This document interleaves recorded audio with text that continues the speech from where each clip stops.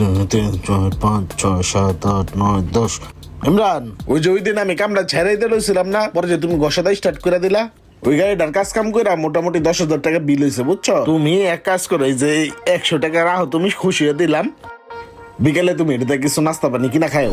10,000 টাকা কামাইলো, আমার দিল মাত্র 100 টাকা, আর নিজের পকেটে থুয়ে দিল সব।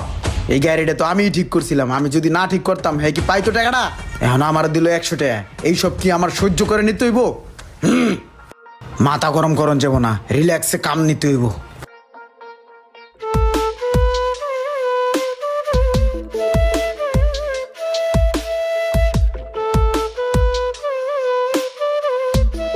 এই সোহাগ ভাই কই?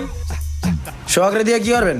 3 বছর আগে গাড়িটার কাজ করে নিয়ে গেছিলাম, তখন থেকে এখন পর্যন্ত ভালোই চলতেছে।